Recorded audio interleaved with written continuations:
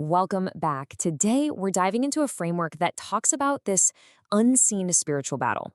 It's this idea that there's a conflict happening all around us, and a lot of the time, we might not even be aware of it. And right off the bat, the core idea is pretty startling. It's that the greatest trick, the number one deception, is convincing you that there's no enemy at all.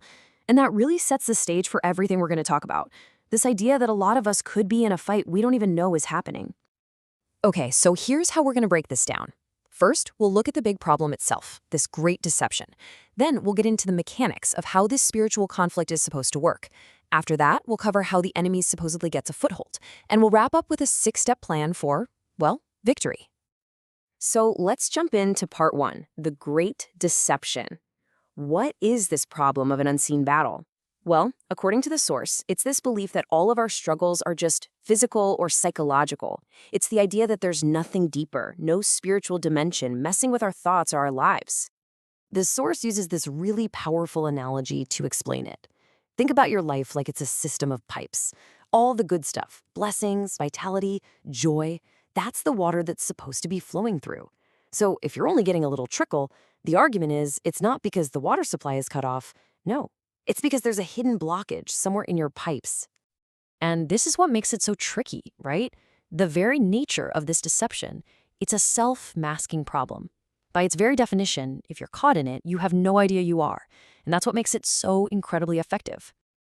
Okay, so if this battle is real and unseen, where is it actually happening? And how does it work? Let's get into the mechanics of it. Well, according to the source, the entire conflict, the whole thing, takes place right in your mind. They call it the game of 7 inches, that little space between your ears. And the premise is super simple. If you can control how someone thinks, you control what they do. So how does that influence work? The source uses this fantastic metaphor.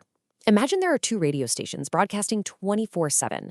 You've got Radio God on one frequency, sending out things like love, joy, and peace. And on the other, you've got Radio Devil, broadcasting hatred, anger, and division. Your mind is the radio receiver, and you're the one holding the dial, choosing which station to tune into. And this really gets to the heart of the strategy. The goal isn't to control your body directly, it's just to plant a thought.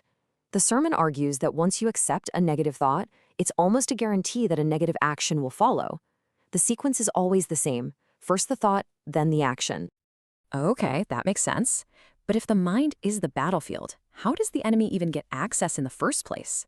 The source points to 3 main entry points, or as it calls them, doorways, that can make us vulnerable.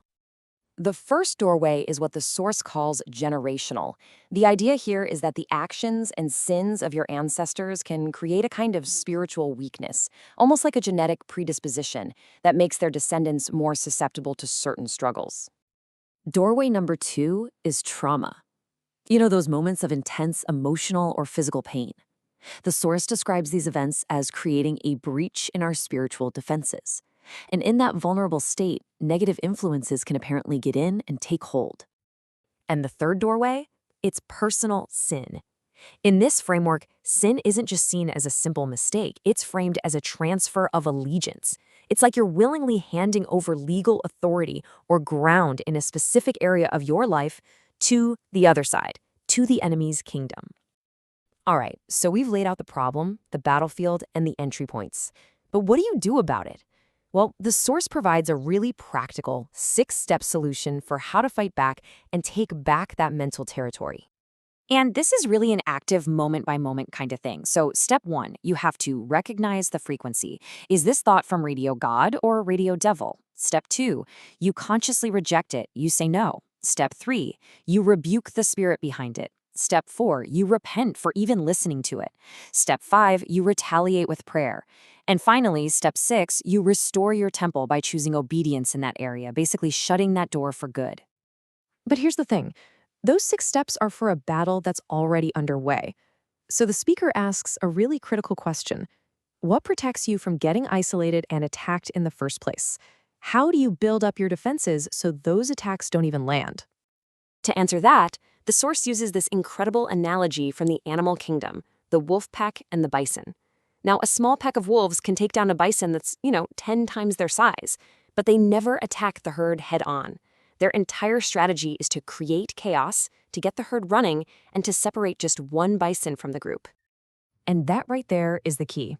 The power of the bison was in the herd. A single bison is vulnerable, but the community is incredibly powerful. And the source applies this directly to our spiritual lives. It argues that the enemy's number one goal is to isolate you, because an isolated person is always an easy target. So, when you boil it all down, this whole framework for spiritual freedom comes down to two key practices. First, there's the internal work, actively managing your thoughts, using that 6-step process we just talked about. And second, there's the external work, staying deeply connected and accountable to a strong, supportive community. And that leaves us with this final, kind of provocative thought from the source material. If our thoughts aren't always our own, if they're really just broadcasts that we're tuning into, then what invisible influences might be shaping your thoughts right now?